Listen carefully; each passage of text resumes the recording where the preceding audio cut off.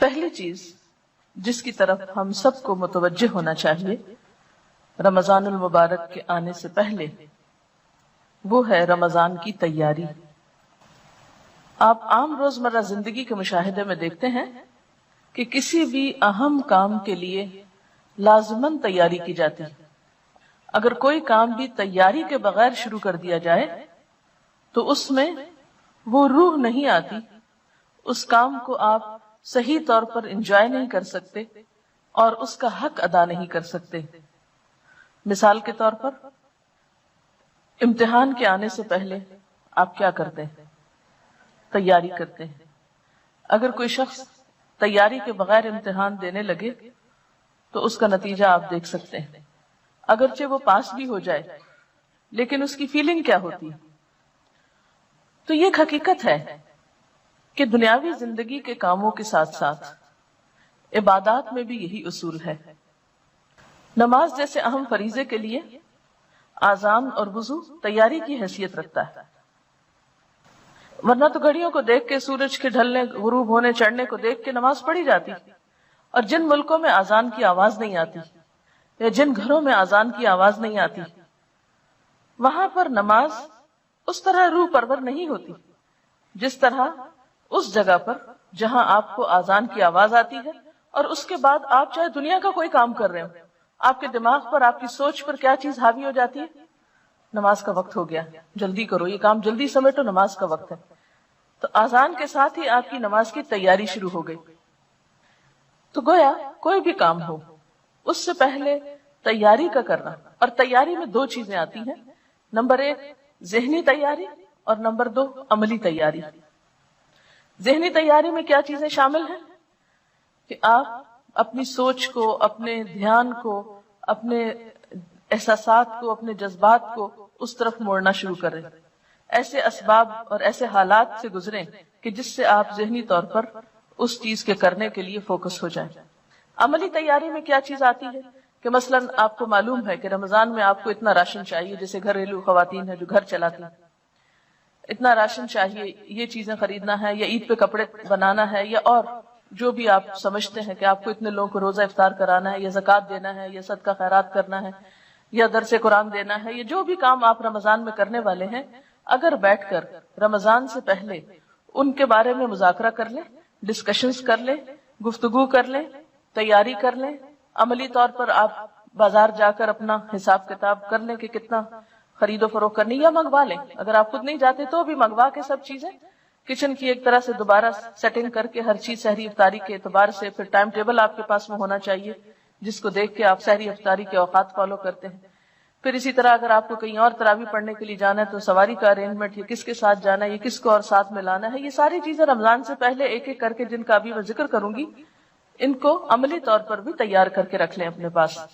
اس سے آسانی یہ ہوگی کہ جب کام شروع ہوگا تو آپ رائٹ اوے کام ڈے 1 سے شروع کر دیں گے، اور اگر آپ تیار نہیں ہوں گے تو پہلا عشرہ تو آپ کا صرف سوچ بنانے میں گزر جائے گا کہ اچھا رمضان آیا۔ جو کام آپ کو کرنے ہیں یہ چیزیں آپ نے روز کرنی ہے۔ مثلا میں نے لکھ کے رکھا ہوگا کہ سب سے پہلے صبح میں کیا پڑھنا ہے، اس کے بعد تسبیحات کون سی کرنی، حالانکہ مجھے پتا ہے یہ کرنی ہے، لیکن پھر بھی میں کاموں کے پریشر میں بعض اوقات بھولنے لگتی ہوں، تو میں وہ کارڈ مجھے یاد دلاتا ہے کہ آج میں نے یہ کام نہیں کیا۔ کہ مثلا اگر آپ نے اپنے اوپر کچھ نفل باندھے ہوئے ہیں یا کچھ ذکر خاص کرنا ہے آپ کو، خاص سے مراد مسنون ہی ہے، وظیفہ مراد نہیں ہے کہ 1000 دفعہ کچھ، 1,00,000 دفعہ کچھ پڑھنا ہے، تو ان سب کے انہی ترتیب وار اپنے چیزیں لکھ کر رکھ لیں۔ پھر یہ ہے کہ جائے نمازیں وغیرہ دھو کے صاف ستھری کر لیں، کیونکہ افسوس کے ساتھ کہنا پڑتا ہے کہ بعض گھرانوں میں اس کا اہتمام نہیں ہوتا، اور بہت فریکوینٹلی یہ چیز دیکھنے میں آتی ہے کہ لوگ سارا گھر صاف رکھتے اور ایک جائے نماز گندی رہ جاتی، شاید وہ مائنڈ کرتے ہیں اس کو دھونا یا گناہ سمجھتے ہیں۔ تو عبادت میں لطف کے لیے کیا ہے، تھوڑا سا گھر کی صفائی کو بھی دیکھ لیں، کچن کی صفائی، گھر کی صفائی، اپنے بیڈ کی، کمرے کی، جہاں آپ کو عبادت کرنی ہے، جہاں پڑھنا ہے، کتابوں کی شیلف کی، الماری کی، یعنی ہر ایک چیز جو ہے بالکل ترتیب سے کر لیں، اور اتنی ترتیب سے کر لیں، بلکہ میں تو بعض اوقات یہ کیا کرتی تھی کہ جو بیڈ بستر وغیرہ سال بھر اٹھتے رکھے جاتے ہیں، وہ میں رمضان سے پہلے چادریں، ہر چیز اس طرح ایسی جگہ پہ رکھ لیتی تھی کہ بس صرف 1 منٹ اس میں لگے اور ہر چیز جلدی جلدی تبدیل ہو جائے۔ اور لانڈری بھی رمضان کے لیے بچا کے نہیں رکھیں، سب کچھ واش کر لیں، کلین کر لیں. اور اس طرح آپ جب رمضان، جیسے لوگ عید کی تیاری کرتے ہیں، تو عید سے بڑھ کر آپ رمضان کے لیے عملی طور پر تیار ہو جائیں، اور ساتھ ساتھ کارڈ پر ذہنی طور پر عبادات کی تفصیل لکھ کر وہ تیاری کر لیں. اور پھر خاص طور پر یہ بات کہ کوئی بھی نیکی جو نفل کا درجہ رکھتی ہے عام دنوں میں، وہ رمضان میں فرض کا اجر و ثواب پاتی. جو عام دنوں میں نفل کا مقام رکھتی ہے وہ رمضان میں فرض کا مقام رکھتی. پھر اسی طرح فرض جو ہے وہ 70 فرض کے برابر ہو جاتا ہے. پھر اس میں ہمدردی اور غمخواری کا مہینہ ہے، تو ایک دوسرے کے ساتھ آپ ہمدردی اور غمخواری کس طرح کریں. پھر اسی طرح شہر المواسات کے علاوہ خاص طور پر افطار کا جو اجر بتایا گیا ہے، تو اس میں بھی آپ دیکھیے کہ گھر والوں کو بھی آپ افطار کرا سکتے ہیں. افطار پارٹی سے مراد نہیں ہے، اس سے افطار کرانا مراد ہے، کھجور کے ساتھ، پانی کے گھونٹ سے، لسی کے گھونٹ سے، جو بھی اویلیبل ہے. پھر خاص طور پر سرونٹس کے بارے میں حضور صلی اللہ علیہ وسلم نے توجہ دلائی کہ ان کے اوپر ایسا بوجھ نہ ڈالا جائے کہ جو اٹھا نہ سکیں. عام طور پر لوگ آخری وقت میں گرم پراٹھا کھاتے رہتے ہیں اور دوسروں کی سحری کا خیال نہیں رکھتے کہ ان لوگوں کو خود بھی کھانی، یا وہ لوگ بہت ارلی بیچارے کھا کے پھر سارے گھر کو سرو کرتے ہیں. ہم خود سوتے ہیں اور ان کو کام میں لگائے رکھتے ہیں. تو ان چیزوں کا بھی تھوڑا دھیان رکھنا ہے. پھر اسی طرح افطار کے وقت میں بھی ان کی مدد کرنا، ٹیبل لگانے میں، اٹھانے میں، برتن دھلوانے میں، تاکہ وہ بھی نماز پڑھ سکے. دیکھیں وہ نماز کیسی ہے جو آپ خود پڑھ رہے ہیں اور آپ کے گھر کے مسلمان سرونٹس نماز نہیں پڑھ رہے ہیں. وہ روزے کیسے ہیں کہ آپ خود روزے رکھ رہے ہیں اور آپ کے گھر کے سرونٹس جو ہیں ان کو روزے کی پرواہی نہیں، پتہ ہی نہیں. اور اگر کئی دفعہ میں نے ایسے لوگوں سے بات چیت کی ہے کہ آپ نے روزہ رکھا، تو کبھی بھی ہم کہاں سے روزہ رکھ سکتے، ہمارے تو کام ہی بہت ہیں. تو اتنا اس وقت افسوس ہوتا ہے کہ کیا یہ نہیں ہو سکتا کہ رمضان میں کچھ کام کم کر لیں. کئی لوگ تو نئے کام شروع کر لیتے ہیں، گھروں کی سفیدی شروع کر دیتے ہیں، پینٹ کرانے لگتے ہیں، فرنیچر بدلوانے لگتے ہیں. وہ کہتے ہیں اور تو کوئی کام نہیں ہے اب، کیونکہ دن کی پارٹیاں کافی پارٹیز ختم ہو جاتی ہیں. تو وہ اس مہینے کو کس طرح لیتے ہیں؟ گھروں کی رینوویشن کے لیے، اور اس میں بے وجہ میں ہم سروٹس وغیرہ کا کام بڑھا دیتے ہیں. تو اس چیز سے پرہیز کرنے کی ضرورت ہے کہ اس مہینے کو عبادت کا مہینہ سمجھ کے منایا جائے، نہ کہ دنیا داری کرتے ہوئے.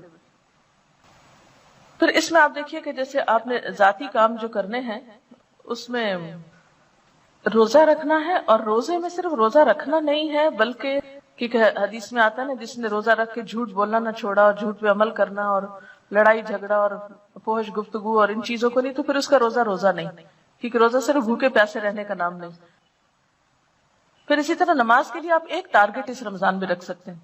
یا آپ یہ رکھ لیں کہ زیادہ نوافل پڑھنے، یا یہ رکھ لیں کہ خاص خشوع و خضوع کا، یا یہ کہ اول وقت،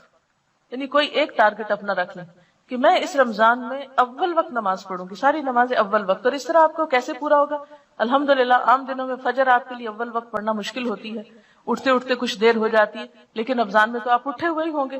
یہ نہیں کہ آپ سحری کے بعد جو لوگ خود کام کرتے ہیں گھر کا، تو وہ کیا کرنا شروع کر دیں، برتن دھونا شروع کر دیں، کچن صاف کرنا شروع کر دیں، اس کو فرش دھونا شروع کر دیں، اور سارے کام کرتے کرتے سویر کر دیں، اور جب تھوڑی دیر رہ جائے سورج نکلنے کو تو جلدی جلدی نماز پڑھ لیں. یہ نہیں کرنا، طویل نماز پڑھیں، کیونکہ فجر کی نماز جو ہے آپ صلی اللہ علیہ وسلم کی سب نمازوں سے زیادہ طویل ہوتی تھی. تو اس کو مسنون طریقے سے پڑھنے کے لیے آپ کو کیا کرنا ہوگا؟ آپ اندھیرے میں شروع کرتے تھے اور تھوڑی تھوڑی روشنی ہو جاتی تھی جب ختم کرتے تھے. ہم لوگوں نے کتنی دفعہ زندگی میں مسنون نماز فجر کی پڑھی. تو یہ رمضان کا موقع اگر آ رہا ہے تو کوشش کریں کہ اس میں اس سنت پر عمل ہو جائے. تو ساری نمازوں کو اول وقت میں، یعنی یہ جو عبادات ہے رمضان میں ذاتی عبادات، اس میں روزے کو، حقیقی روزہ، نماز کو، اول وقت کی نماز اور خشوع و خضوع، پھر اسی طرح نوافل میں جو جو چیزیں آپ کر سکتے ہو، اور اس میں خاص طور پر قیام اللیل یعنی جو تراویح کی نماز ہے اس کا اہتمام، کیونکہ ایک نفل جو ہے وہ فرض کے برابر ہے. عام دنوں میں فرضوں میں کوئی کمی کوتاہی ہوئی تو انشاءاللہ تعالیٰ وہ اس کی کمی کو پورا کرنے کا سبب بنے گا. اس لیے تراویح کو بہت شوق کے ساتھ، کیونکہ اس میں مغفرت کا وعدہ بھی ہے کہ جو رمضان میں قیام شوق و ذوق کے ساتھ کرے گا وہ اس کے گناہ معاف کر دیے جائیں گے. پھر اسی طرح قرآن پاک کی تلاوت، قرآن پاک کی فجر کے وقت تلاوت جو ہے، یعنی نماز کے بعد جو آپ تلاوت کریں، اس تلاوت کو لاؤڈلی کرنے کی عادت ڈالیں. آپ دیکھیں گے کہ آپ کی زبان کی لکنت اور آپ کی زبان کی وہ جو ہے رکاوٹ وہ دور ہوگی اس سے انشاءاللہ. پھر اسی طرح یہ جو صبح شام کی دعائیں ہیں خاص طور پر ان کو پڑھنے کی عادت ڈالیں، اور ان کو آپ زبانی یاد کرنے کی بھی کوشش کریں اور روزانہ ان کو پڑھیں بھی.